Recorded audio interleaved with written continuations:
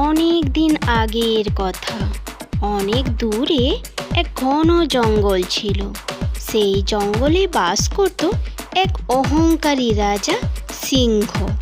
সেই বনেই বাস করত নানান রকমের পশু, হাতি, হরিণ, বাঁদর, চিতা, শেয়াল, কাঠবিড়ালি, খরগোশ, আরও অনেক পশু পাখি ছিল। তাদের মধ্যে সিংহ ছিল খুবই ভয়ানক ও শক্তিশালী। তার গর্জনে পুরো বনের সব পশু ও পাখি ভয়ে জড়সড় হয়ে থাকত। সিংহের নাম ছিল রাজন। রাজন সিংহ অত্যন্ত অহংকারী ছিল। সে সব পশুদের বলতো, আমি হলাম বনের সবার থেকে খুব বুদ্ধিমান ও শক্তিশালী। আমি না থাকলে এই বনের অস্তিত্ব থাকতো না। তাই সব পশুরা মন দিয়ে আমার কথা শোনো। আমি এই বনে যা বলবো সবাইকে অক্ষরে অক্ষরে পালন করতে হবে। যে না আমার কথা শুনবে তাকে আমি মেরে আমার শিকার বানাতে এক মিনিটও ভাববো না। তোরা সবাই একদিন পালা করে আমার জন্য শিকার ধরে আনবি, আর তা খেয়ে আমি আমার পেটে খিদা মেটাবো। এবার এখন সবাই যা এখান থেকে, যে যার বাড়ি যা। আমার কথা যেন সবার মনে থাকে। সিংহ রাজনের ভয়ে কেউ কোনো কথা বলতো না। যে কথা বলতো তাকে সিংহ রাজন শাস্তি দিত। পরের দিন যথারীতি সিংহ মহারাজের জন্য জেব্রা শিকার ধরে নিয়ে গেল। আর সে বলল, সিংহ মহারাজ, সিংহ মহারাজ, ও সিংহ মহারাজ, উঠুন, আমি আপনার জন্য শিকার ধরে এনেছি। সিংহ মহারাজ ঘুম থেকে উঠে দেখল জেব্রা তার জন্য একটা শিকার ধরে এনেছে। তাই সে জেব্রাকে বলল, বাহ জেব্রা, তুই তো দেখছি আমার ঘুম ভাঙার আগে আমার সামনে শিকার নিয়ে এসেছিস। খুব ভালো। বনের সবাইকে বলে দিস যেন আমার ঘুম থেকে ওঠার আগেই আমার সামনে শিকার চলে আসে, আর তা খেয়ে আমি আমার খিদা মেটাবো। এই বলে সিংহ মহারাজ তার শিকার খেতে শুরু করে দিল। আর জেব্রা জঙ্গলের দিকে রওনা দিল।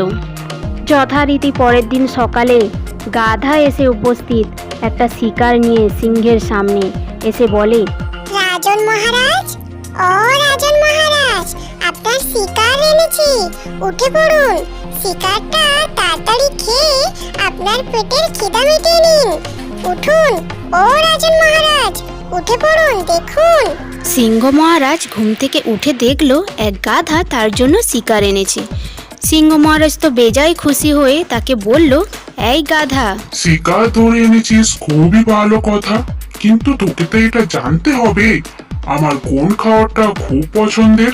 তুই জানিস না এই শুকর মাংস আমার খেতে খুব একটা ভালো লাগে না। আমার জন্য হরিণ ধরে নিয়ে আসবি। আমার হরিণের কচি মাংস খেতে খুব ভালো লাগে।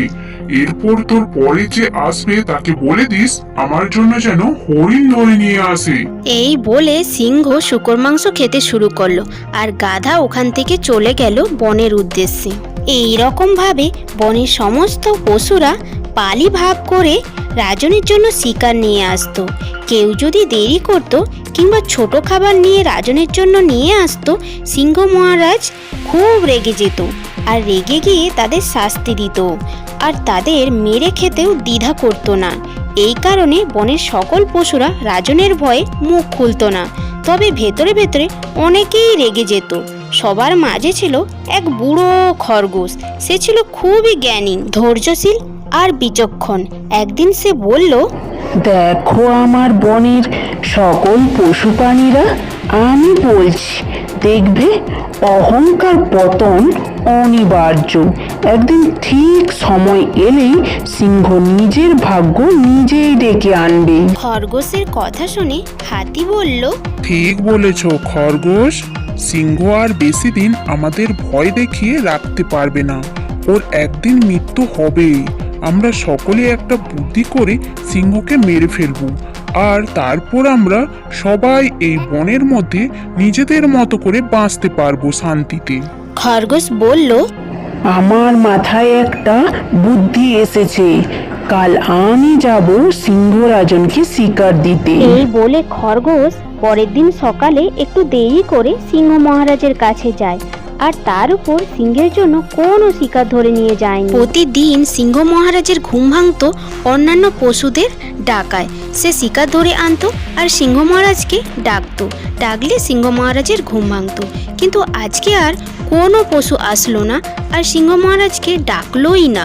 সিংহ মহারাজ তো খিদার জ্বালায় ঘুম থেকে উঠে পড়ে খুব রেগে গেল, আর এদিক ওদিক পায়চারি করতে লাগলো, আর সমানে চিন্তা করতে লাগলো আজ কি হয়েছে, কেউ আমার জন্য কোনো শিকার ধরে নিয়ে আসেনি, আজ তো বনে আগুন লাগিয়ে দেব।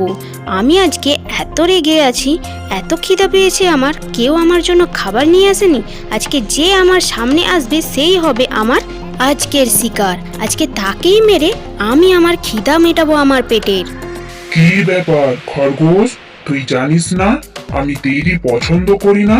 তুই এত তৈরি করলি কেন? তার উপরে আমার জন্য কোনো শিকার নিয়ে আসিসনি? তুই কি বুড়ো বয়সে আমার হাতে মরতে চাস? খরগোশ মাথা নিচু করে বলল, রাজন মহারাজ, আমি তো সময় মতোই তোমার জন্য শিকার ধরে নিয়ে আসছিলাম, কিন্তু রাস্তায় আমাকে এক সিংহ ধরে ফেললো। সে বলল, সিংহ? সে কি বলিস? সে আবার কি বললো? সে বলল, এই খরগোশ, তোর কাছে যে শিকার আছে আমায় দে। আমি বলেছিলাম এই শিকার তোমায় দেওয়া যাবে না, এই শিকার আমাদের রাজন মহারাজের জন্য, নইলে সবাইকে মেরে ফেলবে। তখন সে আমায় বলল, তোদের রাজন মহারাজকে বলে দিস আমি হলাম এই জঙ্গলের রাজা, এবার থেকে আমার জন্য শিকার আনবি তোরা। আমি শিকার দিয়ে দিতেই ওই সিংহটা আমায় ছেড়ে দিয়েছে, আর আসবার সময় এও বলল, আপনি যদি সত্যিই রাজা হন তবে গিয়ে তার সাথে লড়াই করে তাকে হারিয়ে দেখান। সিংহ মহারাজ রেগে গিয়ে বলে, কি? তার এত বড় সাহস? সে নিজেকে এই বনের রাজা বলে? চল তো দেখি কে সেই সিংহ, নিয়ে চল তার কাছে আমায়। চলুন মহারাজ, আমি আপনাকে নিয়ে যাব সেই সিংহের কাছে। এই বলে খরগোশ সিংহকে নিয়ে যায় এক গভীর কূপের ধারে। কূপটি ছিল পরিষ্কার জলে ভরা। খরগোশ বলল, রাজন মহারাজ, এই কূপের ভিতরে সিংহ লুকিয়ে আছে, আপনি কূপের ধারে যান, আপনি দেখতে পাবেন। কি? বেটা সিংহ এই কূপের ভিতরে লুকিয়ে আছে?